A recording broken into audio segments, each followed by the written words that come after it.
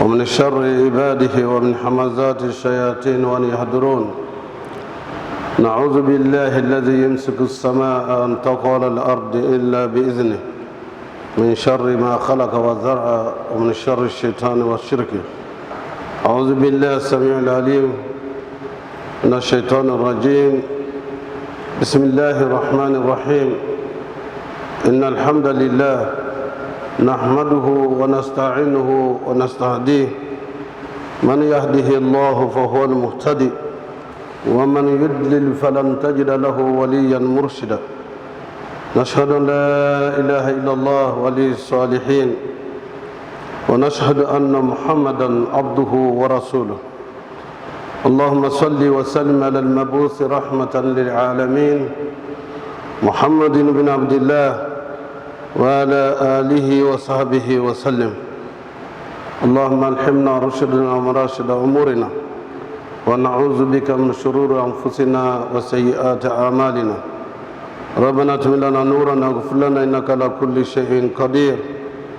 رب زدنا ولا تنقصنا، رب زدنا علما والحقنا بالصالحين. Chers frères et sœurs, Allah subhanahu wa ta'ala nous demande le rappel. وَذَكِّرْ فَإِنَّ الذِّكْرَ تَنفَعُ الْمُؤْمِنِينَ. Rappeler, car le rappel est utile aux croyants sincères. Nous continuons donc sur la vie du prophète Mohammed sallallahu alayhi wa sallam comme promis.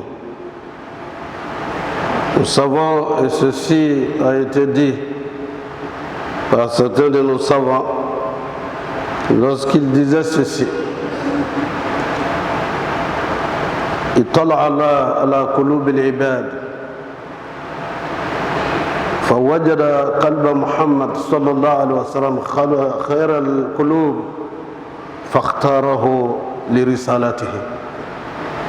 Le Seigneur du monde, après la création, a passé en revue le cœur de ses créatures à la recherche du meilleur qui mérite sa confiance d'accueillir son message, et il a trouvé le cœur de Mohammed sallallahu alayhi wa sallam, le meilleur cœur de toute sa créature, de toutes ses créations, et il l'a choisi pour son message, le message de l'islam.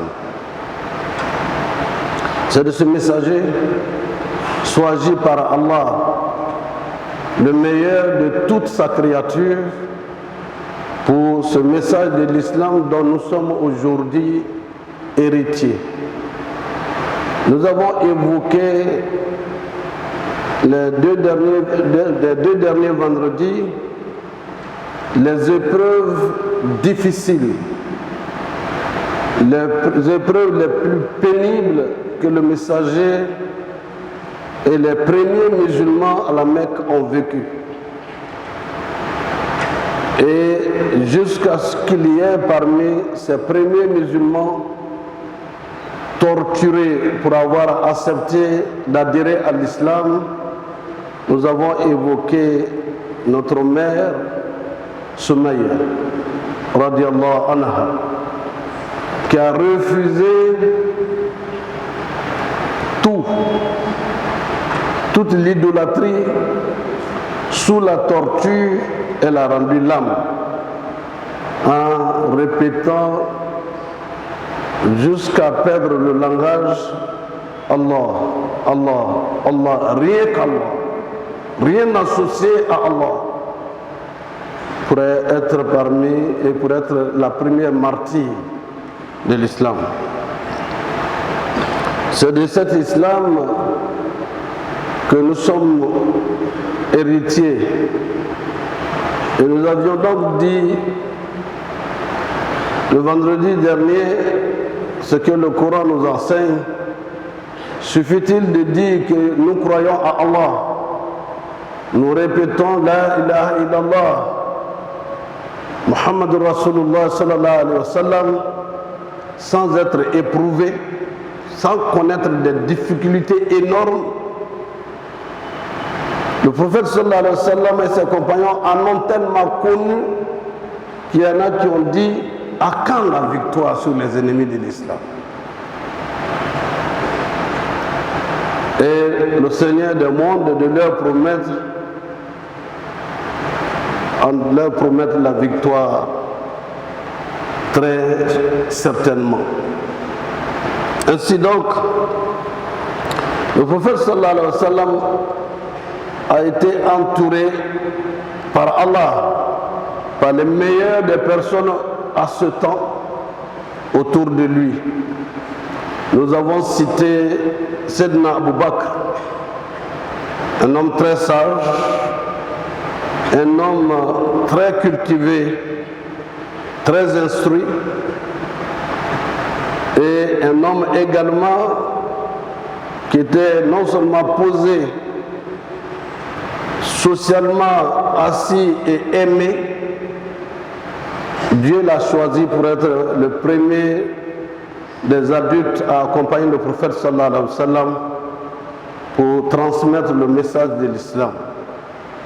De lui-même, il a trouvé autour de lui des gens à qui il a parlé de l'islam. Ousmane ibn Affan faisait partie de ceux-là, radiallahu anhu. Lui aussi, il accepta d'adhérer à l'islam. Retenons aussi que la vérité réussit à se frayer chemin dans un esprit raisonnable. La vérité de l'islam, c'est frayer le chemin dans les esprits raisonnables de ce temps, par le choix d'Allah subhanahu wa ta'ala. Ainsi, il y a eu la première émigration vers Abyssinie, qu'on appelle Habasha, et qui se trouve aujourd'hui en Éthiopie. D'aucuns croiraient que l'Éthiopie est un pays exclusivement chrétien. Il l'a été depuis les antiquités, depuis le temps de Sayyidina Moussa alayhi salam, depuis le temps de Suleiman alayhi salam, le temps de Daoud alayhi salam. L'Éthiopie était dans l'islam et dans la religion monothéiste révélée. Et c'est le pays qui a accueilli les premiers qui ont émigré pour avoir la quiétude, la sécurité. Mais pas pour autant que le prophète sallallahu alayhi wa sallam et ses compagnons vont respirer à la Mecque. En même temps qu'ils avaient leur rencontre dans Dar al-Arqam, les sévices continuaient, mais les adhésions également à l'islam continuaient. Un jour, il y aura un événement important dans la vie de la Mecque et dans l'avènement de l'islam.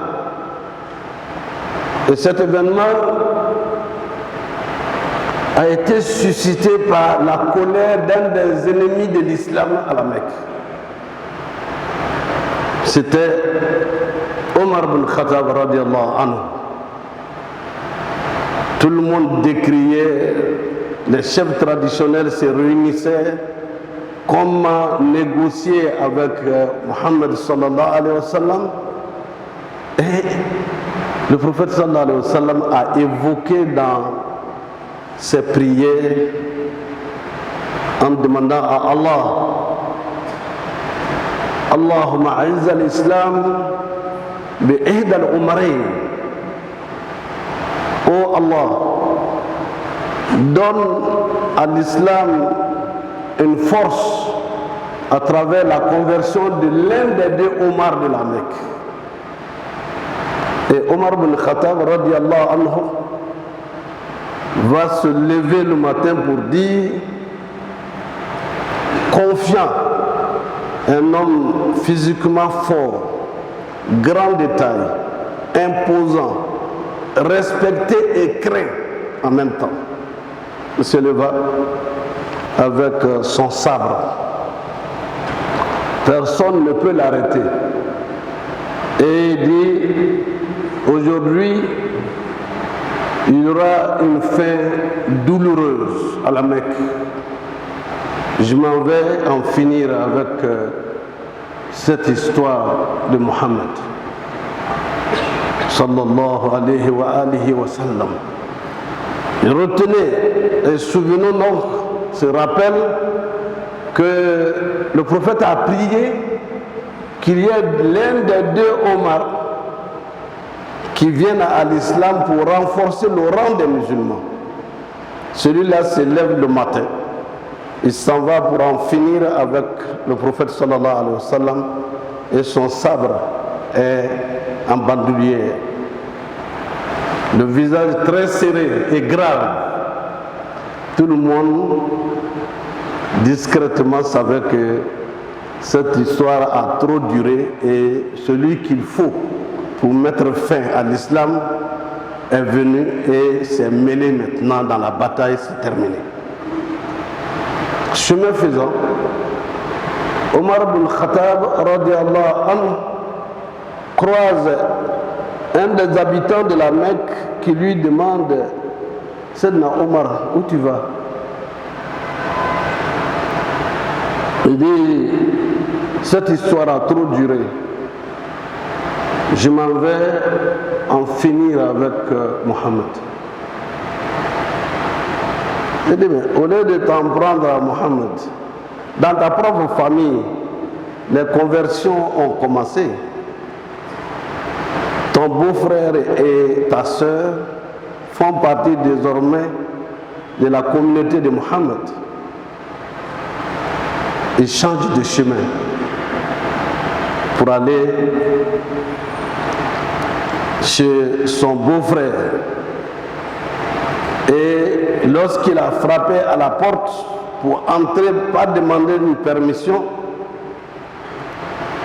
sa sœur et son mari et un autre converti étaient en train de lire le Coran. Tout de suite, surpris, ils ont caché les tablettes sur lesquelles se trouvait le Coran pour le mettre à côté. Et l'autre s'est caché, le visiteur. Et lorsque Sayyidina Omar, il leur demande: qu'est-ce que vous étiez en train de lire? Sa sœur dit rien. Et se ruait sur son beau-frère pour en découdre d'abord avec lui. Et sa sœur vint le prendre pour lui dire: laisse mon mari. Et Sayyidina Omar lui donna un coup, le sang gicle du front de sa sœur. Sa sœur lui dit avec le courage de l'islam: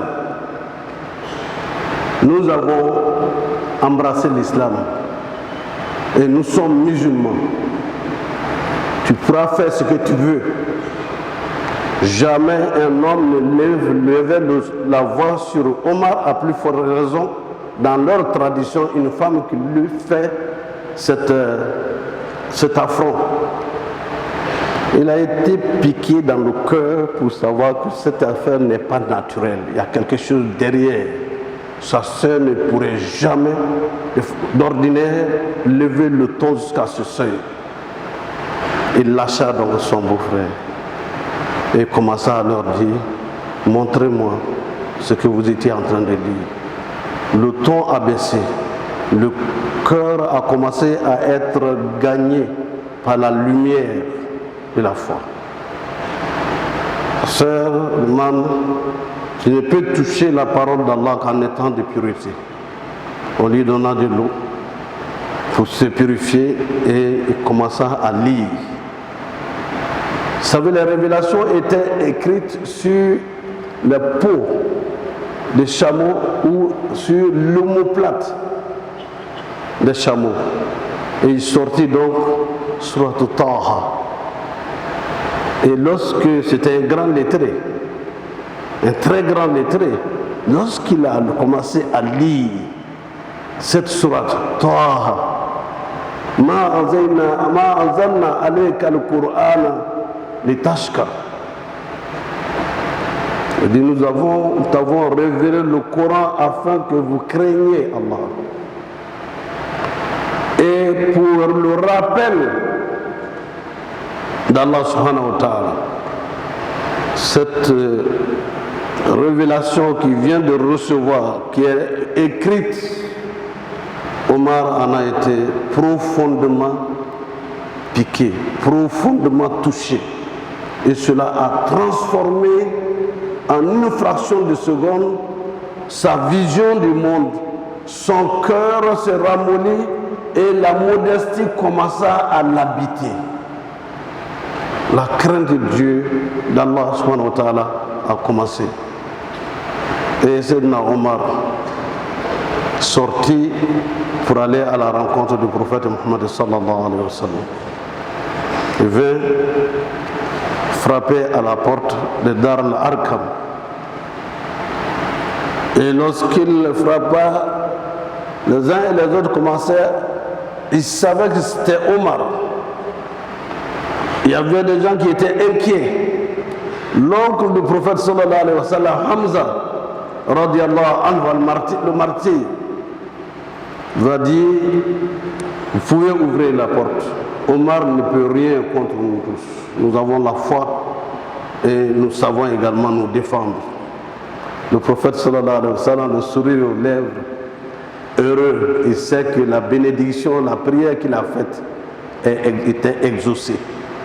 La porte s'ouvrit et Omar vient vers le prophète Mohammed sallallahu alayhi wa sallam. Je deviens membre de ta communauté. Ashhadu an la ilaha illallah wa ashhadu anna Muhammadan Rasulullah sallallahu alayhi wa sallam. Cette conversion est importante, tellement importante que de la clandestinité, l'islam va marquer un nouveau point. Car Omar ne connaît pas la peur et il ne peut pas souffrir. En moins d'une semaine, il sortit avec l'islam pour dire nous sommes devenus musulmans. Il alla vers son oncle Abu Jahl, qui était son oncle.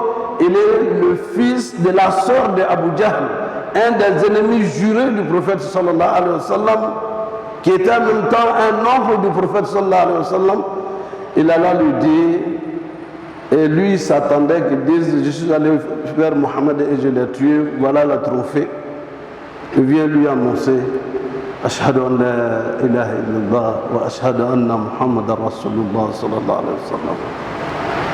Et ce dernier révolté dit, sors de chez moi. Ce maudit que tu sois.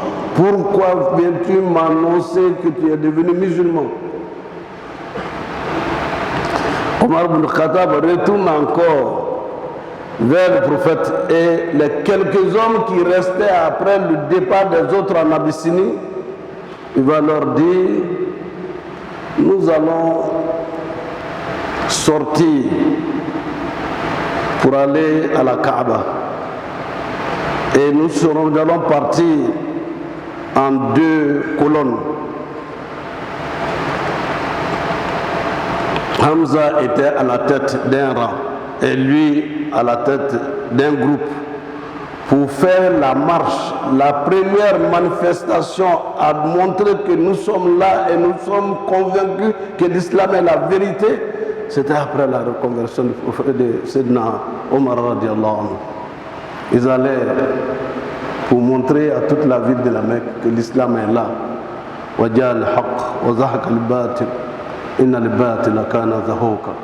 La vérité est venue, le mensonge est parti et le mensonge est destiné à partir et à disparaître. Ils allèrent faire cette démonstration, cette première marche. Une nouvelle page de l'histoire et des difficultés va s'ouvrir. Mais en toutes choses, le Seigneur du monde choisit. Vous avez des personnes égarées, que vous savez égarer, qui sont en difficulté avec eux-mêmes, avec la société. Au lieu de les chasser, au lieu de les critiquer négativement, entrez en vous-même, faites des rakats et priez Allah pour que les cœurs soient guidés. Aujourd'hui, Nous avons cette habitude négative de voir les enfants des autres avec le coin de l'œil et en profiter pour dire voilà ce qu'il est, voilà. Qu'est-ce que nous pouvons faire pour ressembler au prophète sallallahu alayhi wa sallam? De prier pour le frère, pour l'enfant du frère, du cousin, pour le neveu à son absence. Car les bénédictions à la zahir al-ghaib, mustajab lah, les prières faites pour quelqu'un pendant que la personne n'est pas avec vous, ces prières sont vite exaucées. Le prophète a prié un négateur de Dieu, un adorateur des idoles, qui a une histoire même très triste à la matière. Nous y reviendrons à d'autres étapes. Omar ibn Khattab, radiallahu anhu. Il a prié pour que l'un des deux Omar devienne musulman. Et qu'est-ce que nous empêche également de voir quelqu'un que nous voyons qui peut apporter quelque chose à l'islam? Nous n'avons pas besoin de son argent, on n'a pas besoin de son pouvoir, on n'a pas besoin de ceci, de cela. On a besoin que son cœur soit gagné par l'islam et prier pour cette personne. C'est ce que l'exemple que le prophète nous a montré, sallallahu alayhi wa sallam. Nous prions, Seigneur Allah, de guider le cœur de nos enfants, de nos épouses, de nos frères, de nos sœurs, afin que la lumière de l'islam pénètre leur cœur définitivement, pour chasser les ténèbres de l'obscurantisme, les ténèbres de l'inconduite, les ténèbres et tous les ténèbres, afin que la lumière d'Allah nous habite. Nous le disons en prière, Allah, guide-nous dans le droit chemin, guide-nous dans le chemin de ceux qu'il a comblés de ses bienfaits. Chers frères et sœurs, si nous arrêtons le serment ici, c'est pour évoquer un serviteur d'Allah. En toute personne se trouve un morceau de la chair de celui dont tu portes le nom. C'était Omar, Cheikh Omar Kaba. C'est ici, juste à côté, qu'il s'arrêtait et qu'il faisait l'appel à la prière le vendredi. Ce jeune homme était avec nous depuis près de 20 ans. Il avait la passion d'enseigner ce qu'il savait, de faire des pré-sermons, d'encadrer les pèlerins. Quand on lui dit on a besoin de quelqu'un pour aller prêcher tel endroit, viens, tu vas le faire. Il ne va pas dire je suis occupé ou bien j'ai telle chose. Dans son baluchon, le petit sac qu'il a en main, de tout le temps que je l'ai vu, il y a 3 choses. Omar Khabar radiallahu ta'ala lui accorde le paradis, Inch'Allah, alayhi salam. Omar Khabar avait 3 choses dans son baluchon, dans son petit sac. Le Coran, qu'il lisait à tout moment, donc, parce qu'il est toujours en ablution.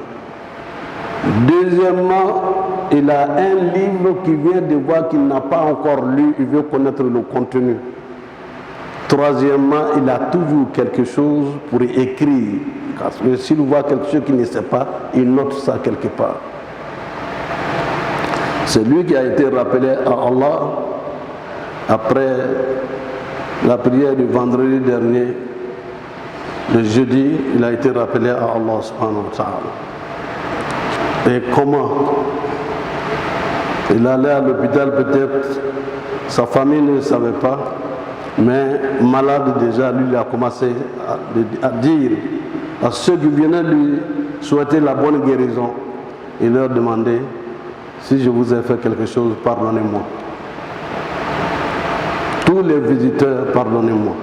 Sa mère n'est pas en Côte d'Ivoire, il appela sa mère pour dire, maman, pardonne-moi, comme pour dire la séparation, l'heure de la séparation a sonné. C'est donc avec la parole d'Allah qu'il a été rappelé à Allah. Il avait fait sa licence à l'université, il était en train de faire son premier master, où il a été rappelé à Allah. C'est une personne que vous avez connu, que nous avons connu au service de l'islam, partout où cela le devoir l'appelait.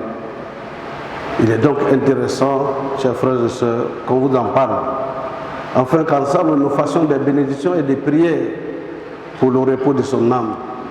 Qu'Allah lui accorde le paradis, Inch'Allah, qu'il soit parmi les bienheureux auprès du prophète Mohammed sallallahu alayhi wa sallam et à côté de son homonyme Omar ibn Khattab radiyallahu anhu. Qu'Allah nous guide dans le droit chemin, qu'il nous guide dans le chemin de ceux qui l'ont comblé de ses bienfaits.